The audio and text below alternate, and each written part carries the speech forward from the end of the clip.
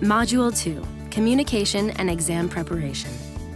For the personal privacy of our peer educators, they are clothed in camisoles during the demonstration of each exam technique. All quality healthcare begins with solid communication. Communication between the facility and the patient.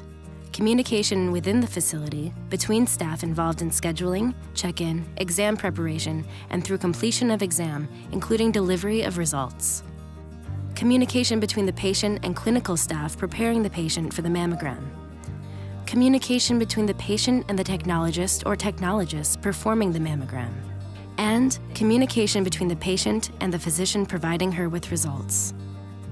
I think it's very important that access to mammography and quality mammography is equal for everyone.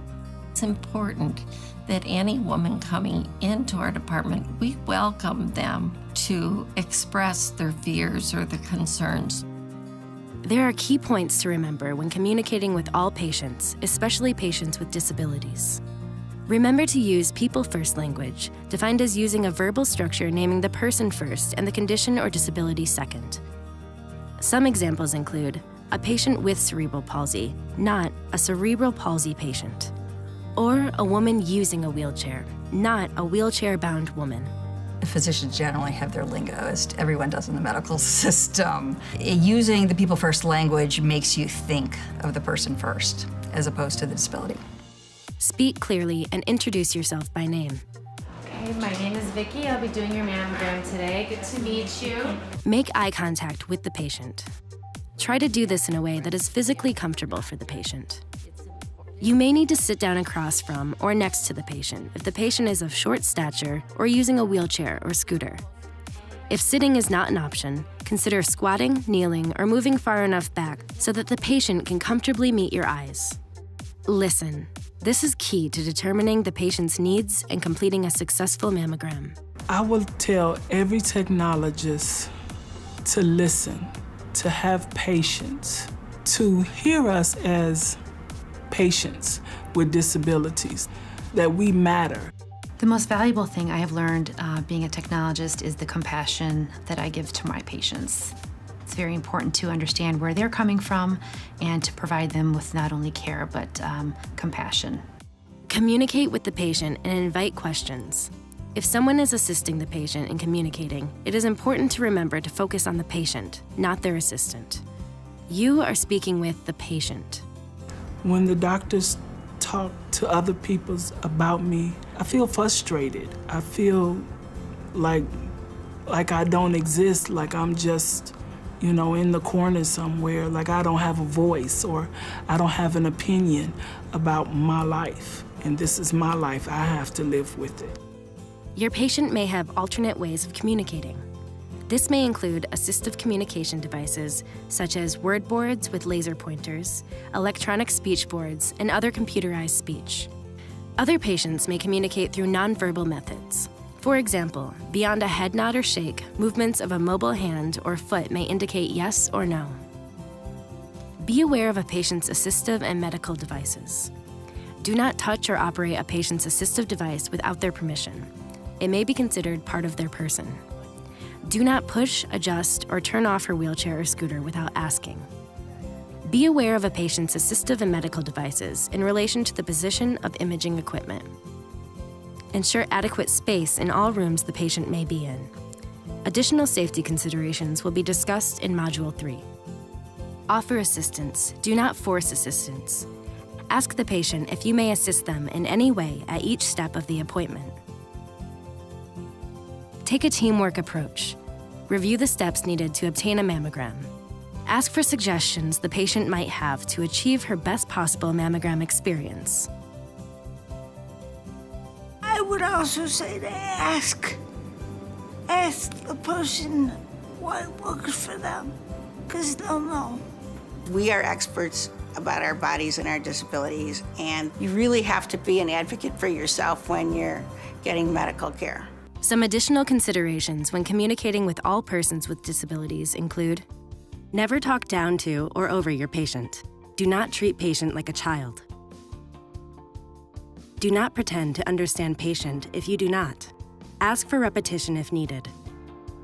Never make assumptions about a patient's intelligence or mental status. Avoid disempowering language. Do not use victimizing language, such as confined to a wheelchair or suffers from a condition. Although this module does not permit time to discuss all communication considerations and strategies, the following tips will be available for you to download at the end of this course. Some considerations are particular to certain types or groups of disabilities your patients may be living with, including people with mobility, physical disabilities.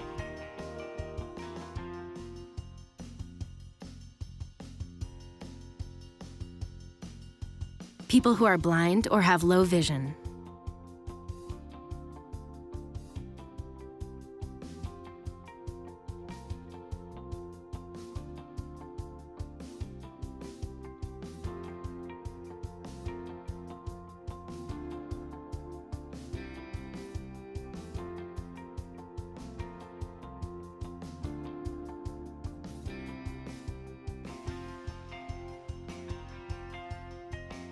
Deaf people or people who are hard of hearing.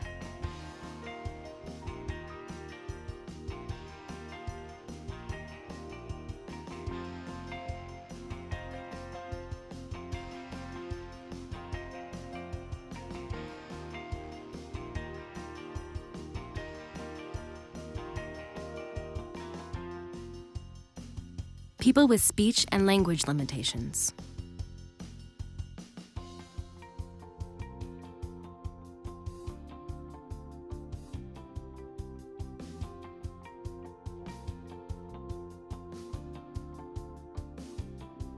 People with cognitive or intellectual disabilities.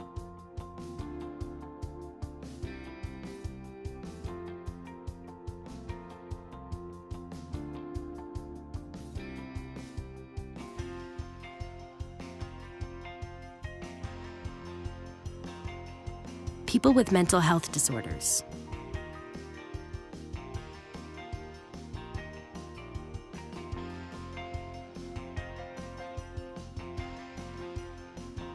A woman is a woman beyond her disability. Your patient is a woman with a disability. Her disability does not define her. Effective communication is key in preparing your facility to provide the best mammography experience and perform the highest quality exam for all patients. Quality mammography begins with optimal scheduling of the exam. During the scheduling process, the staff must both provide and request information to ensure that the patient's needs are met to facilitate a quality exam. The woman or her representative should be encouraged to communicate any specific needs for assistance. An optimal scheduling experience should begin with a partnership between the patient and the breast imaging staff. Most importantly, try to alleviate potential stress and anxiety about having a mammogram. One of the most valuable experiences I've learned as a woman with a disability receiving medical services is to request my accommodations at the time of my scheduling my appointment, and then to follow up with that request right before the appointment, and then when I'm actually at the appointment to reaffirm that request one more time. Here is a sample scheduling script. Notice that it provides more than one opportunity to discuss needed accommodations. So, will this be your first mammogram?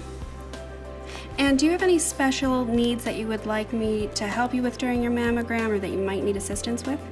And will you be coming with any sort of assistive devices or mobility aids, such as wheelchair, scooter, walker, cane? All right, and can you sit upright without assistance? Here is an abbreviated alternate script with notes on using the information provided to prepare for the appointment.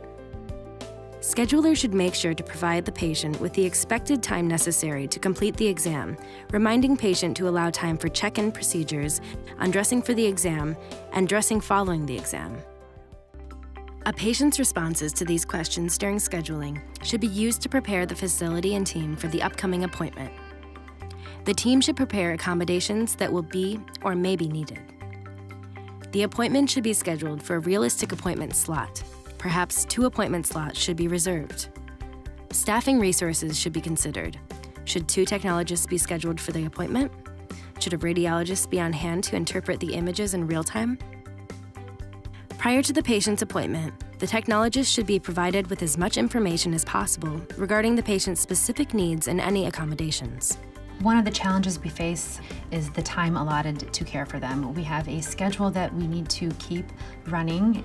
With time at a premium, preparation is key to a successful exam. Hello, How are you today? I'm all right. So we're just going to ask a couple of questions before we take you back for your mammogram. After arrival to the appointment, at both check-in and first meeting with the technologist, the patient should again be asked about any information she feels the technologist should have and any accommodations needed. The technologist may give a brief demonstration of the basic exam to help determine the need for accommodations. Make sure to continue to follow good communication throughout the exam experience, after the exam, and while results are given. If I am treated with respect and I'm listened to and I'm given the accommodations that I respectfully request, the experience is going to encourage me to come back and want to do more screening mammograms in the future. So you really play a very key role in helping determine whether or not a woman may, either skip her next mammogram or embrace it the next time around. In the next module, we will examine safety considerations.